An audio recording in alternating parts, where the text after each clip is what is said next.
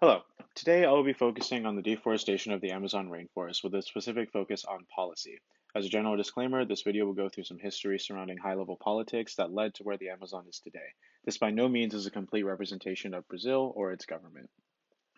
Looking specifically at the SDGs that are covered in this presentation, we will go over how the Amazon rainforest and its future relates to the 8th, decent work and economic growth, the 12th, responsible consumption and production, and the 13th, climate action. So why is the Amazon rainforest so important? Taking a look at these five resources that humans and species alike have taken from the Amazon, the rainforest serves as not only a source of life and biodiversity, but plays a major role in combating climate change. Here we can see a time of three major points in Brazil's history and the history of the Amazon.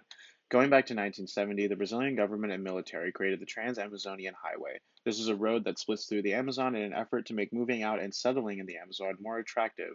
Later on, we see a phase of environmental protection. Finally, in a more present day, we can see a shift in the attitude towards preserving the Amazon. Here on the left, we can see the Trans-Amazonian Highway. This was a highway that stretched about 2,000 miles between the middle and northern parts of Brazil and in the Amazon. On the right, we can see how the deforestation directly coincides with where the road is.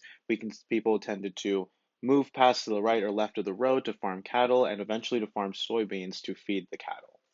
In about 2003, the Minister of the Environment, Marina Silva, enacted a lot of policies in order to protect the Amazon. At this point, the deforestation was getting a bit out of hand, where wildfires and immense amounts of deforestation were occurring in order to feed the growing demand for beef, the growing demand for soybeans.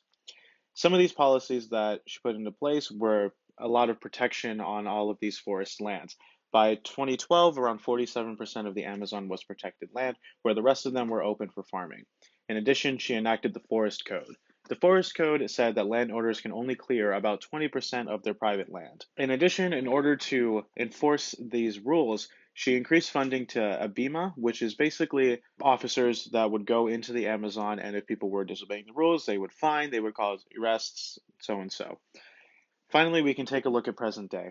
A lot of new government agencies were applying a lot more pressure on wanting to preserve the livelihood of farming. They were more so involved in agriculture and more interested in deforestation than the previous government. The new pressure moved the Forest Code under new government influence, backing deforestation.